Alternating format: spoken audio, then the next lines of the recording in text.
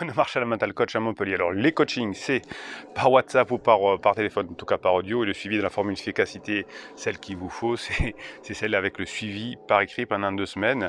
Et puis pour les formations, c'est comme c'est un descriptif sous la vidéo pour obtenir les formations, et pour obtenir le coaching, c'est la même chose, c'est un descriptif. La dernière vidéo, c'est comment, la dernière formation, pardon, c'est comment maîtriser ses pensées. Alors aujourd'hui, on va parler de qu'est-ce que veulent les hommes. Alors, quand vous savez que sur cette chaîne, on parle particulièrement des moments de la vie difficiles, c'est-à-dire quand ça ne va pas trop bien dans le couple et qu'on veut les récupérer.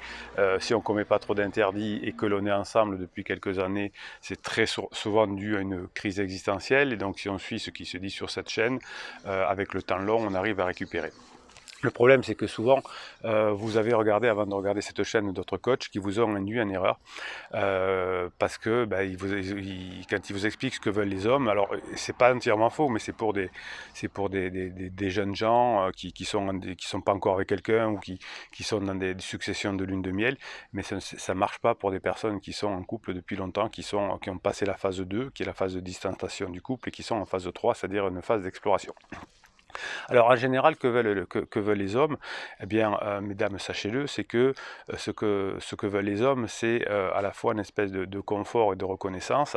En tout cas, ce qu'ils abhorrent, c'est qu'on leur prenne la tête, entre guillemets, et qu'on leur dise ce qu'ils ont à faire. Et malheureusement, quand j'ai les personnes en coaching, les personnes de sexe féminin que j'ai en coaching me disent effectivement, pendant des années, j'ai pris la tête, il a perdu la confiance en lui, et puis maintenant il veut partir, il n'en peut plus. Donc ça, c'est une réalité, hein, c'est que alors un homme peut-être au départ aime bien que sa femme soit sa maman, ça le rassure, etc. Surtout s'il n'est pas mûr, s'il n'est pas mature, mais rapidement, si une femme est sa maman, ça fonctionne pas. Donc un homme a besoin de sensualité, de reconnaissance, de force, de rigolade, de se sentir bien, d'avoir une forme de bien-être pour se sentir bien. Et une fois qu'il a ça, qu'il sait que il se sent tel un homme, il va pouvoir finalement passer à l'étape supérieure, qui est la forme de désir importante, en tout cas. Et c'est là que les coachs vous mettent, généralement, ou les psys vous mettent en erreur, en disant il faut ne pas être acquise, et il faut se faire désirer, il faut qu'il y ait du manque, il faut un fuis-moi, je te suis, etc.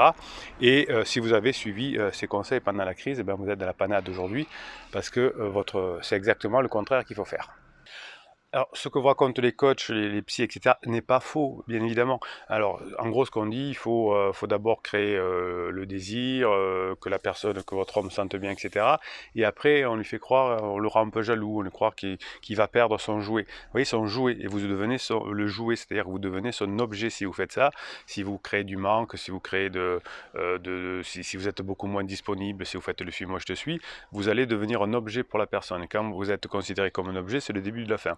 Il faut que vous soyez considéré comme un sujet, hein, par votre homme, c'est-à-dire que l'homme a besoin effectivement de se sentir bien, hein, de se sentir à la maison, pas critiqué, etc. Puisque de toute façon, ça c'est bon pour les hommes ou pour les femmes, c'est la même chose. Hein. C'est le foyer, c'est la chaleur. Hein. C'est par définition, c'est là où on se ressource, c'est là où on rigole, c'est là où on plaisante. Donc on n'a pas besoin de nous dire change, sois différent, fais autre chose, on n'en a rien à faire. On n'est pas là pour ça à la maison. On peut changer à l'extérieur, on peut faire un travail sur soi, mais on n'a pas besoin que l'autre nous fasse changer. Ça, c'est ça fait accélérer aller vers la phase 3. Donc, qu'est-ce qu'a besoin un couple et un homme en particulier? C'est effectivement de pouvoir se ressourcer et de pouvoir se divertir et se distraire. Et le côté femme fatale que conseillent les coachs ne doit pas s'arrêter. Si vous voulez que votre homme soit toujours avec vous, si vous vous arrêtez au bout d'un moment, eh bien, il y a une forme de frustration, il va vous prendre la tête. Si vous prend la tête, si vous harcèle trop parce que vous ne lui donnez pas ce qu'il a besoin, vous allez lui répondre, vous allez vous éloigner encore plus, et c'est le début de la fin. Donc de grâce, s'il vous plaît, n'écoutez pas ce genre de conseils. Si vous voulez effectivement avoir une amourette d'un jour, séduire quelqu'un, etc., vous vous considérez un objet. Moi, je ne peux pas considérer une femme comme un objet personnellement, vraiment, depuis que je fais ce métier-là, je respecte tellement les hommes et les femmes que je peux pas le faire. Mais bon, si vous voulez envie de vous faire considérer comme un objet, suivez ces genres de conseils, de dire fuis-moi, je te suis, etc.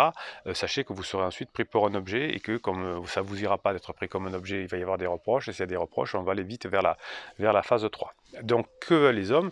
C'est un peu quelque chose de logique que voudrait aussi une femme, c'est quand on est dans son foyer, que tout se passe bien, qu'on se sente valorisé, qu'on se détende, qu'on fasse des trucs sympas, qu'on fasse l'amour. Le sexe, c'est ce que demandent beaucoup d'hommes, et je m'aperçois que les problèmes qu'il y a dans un couple, quand l'homme va voir ailleurs, il va très souvent, la plupart du temps, chercher quelqu'un où il y a beaucoup de sexe. Et souvent la personne me dit, oui, mais avant, c'est vrai que pendant la phase 2, j'ai pas été bien, j'étais un peu en crise, j'étais malade, mes parents ont été malades, j'ai dû m'occuper de mes parents. Et tout ça, je me suis plus occupé de mon homme. Alors, on l'analyse après. Et donc, le besoin qu'il a, c'est d'aller voir ailleurs. Donc, si vous voulez garder votre homme, mesdames, eh bien, il ne va pas falloir suivre les sujets, les mauvais conseils du fuis-moi, je te suis. Ça, c'est que pour être un objet, et vous ne voulez pas être un objet. Et si vous voulez être un sujet, il faut continuer à créer dans le foyer une ambiance à la fois sereine et à la fois sexy, etc. Et il faut aussi, autre chose très importante, mesdames, c'est que votre homme soit fier de vous vis-à-vis de l'extérieur. Alors je sais c'est pas glorieux, mais bon, on a une vidéo sur ce que veulent les hommes. Les hommes ont besoin très souvent d'être validés par leurs amis, par la société en général. Et si effectivement leur épouse est considérée comme sexy, comme jolie, comme agréable, comme souriante, etc., ça renforce la validation des autres, renforce l'amour qu'a un homme. Si un homme se fait un peu bâcher parce que sa femme est vulgaire, parce que sa femme est un peu grosse, un peu maigre, un peu grande, un peu petite, etc., par ses amis, par l'environnement, même par la société, eh bien, il va y avoir une diminution du désir. C'est un peu bête comme ça, mais lorsque vous êtes avec ses amis, vous êtes en public, etc., si vous voulez, encore une fois, garder votre homme, etc., c'est de vous comporter non pas un objet, mais un sujet, c'est-à-dire un sujet vivant, un personnage, hein, à l'opposé de l'objet qui voudrait être, non mais moi je fais ce que je veux, je râle si je veux, etc. Non, c'est un sujet personnage qui joue un rôle, évidemment, et dont l'homme va être fier. Dans les premières sorties du couple, l'homme va être très sensible à la validation.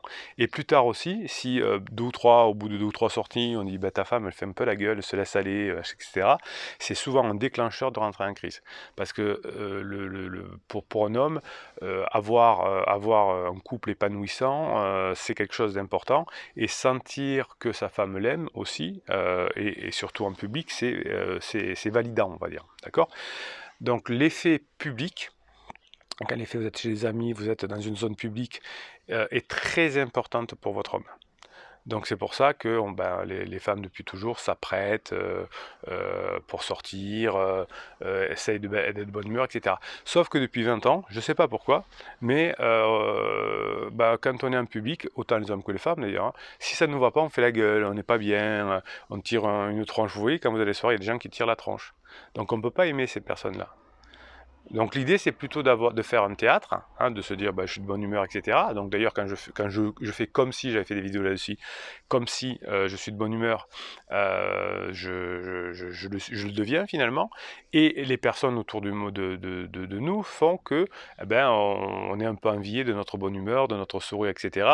On le retranscrit au conjoint qui est très fier et qui du coup assoit son amour, parce que le fait d'être avec une femme agréable, et le contraire est aussi vrai d'ailleurs, mais le fait être validé, d'être avec une femme agréable, fait qu'on a envie d'être encore plus avec elle. Donc vous voyez tous ces trucs, te laisse pas faire, pose tes limites, mets de la distance, fais un break, etc. C'est terrible. C'est pour ça qu'il y a autant de divorces aussi aujourd'hui. C'est bien sûr que c'est un fait de société, on n'est pas comme sur cette chaîne, on répare pas, d'accord, mais les conseils des psys, des coachs et des amis, c'est terrible, hein.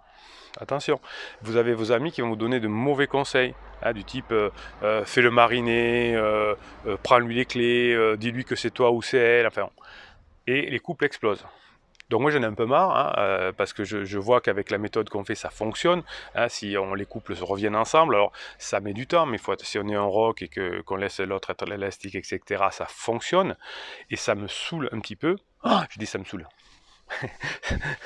Ça me saoule un petit peu de voir que des personnes conseillent, croyant bien faire, l'inverse de ce qu'il faut faire. Donc si vous voulez garder votre homme, c'est effectivement créer un loisir, un foyer épanouissant, décontractant, avoir des relations sensuelles, sexuelles, toujours épanouissantes, même si on n'a pas trop envie, ben on se force un peu au début, et après ça vient, hein.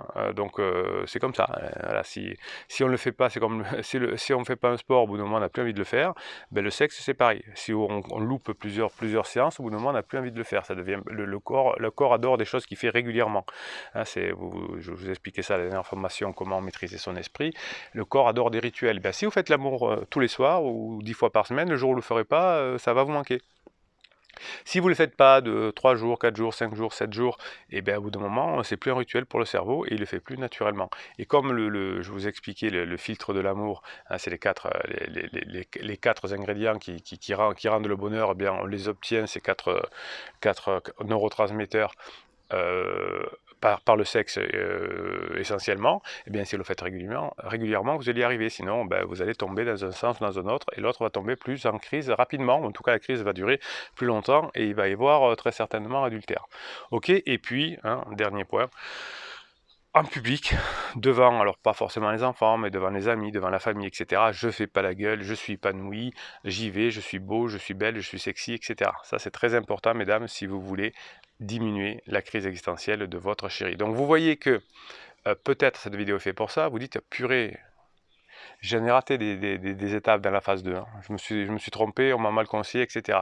Ben, c'est pas très grave, si vous suivez la méthode de cette chaîne, si vous faites aider par la communauté bienveillante et positive qui écrit un commentaire et qui vous soutient, vous allez récupérer votre couple. C'est pas très grave, il faudra juste être costaud, être badass, être à fond. Ok? Mais vous voyez que vous comprenez maintenant peut-être des erreurs qui ont été faites. Et si vous êtes encore en couple avec votre mari, mesdames, ben, vous avez la marche à suivre pour que votre couple dure longtemps. Ok, si vous pensez que cette vidéo peut aider des hommes ou des femmes à comprendre le fonctionnement humain, mettez un pouce en l'air, et YouTube qui est très intelligent pourra permettre d'envoyer cette vidéo à des personnes qui ont proposé cette vidéo à des personnes qui en auront besoin, qui auront tapé des mots-clés. Ça c'est grâce à votre pouce en l'air et le nombre de vos commentaires également, ça YouTube adore. Donc aidez les autres en écrivant des commentaires et en mettant des pouces en l'air. Abonnez-vous à cette chaîne, ça va vous aider à vous parce que vous allez avoir des posts qui vous sont réservés chaque jour. Et puis dans cette communauté bienveillante et positive, on a nos private jokes, c'est Bruno Marshall, il vous dit à très bientôt.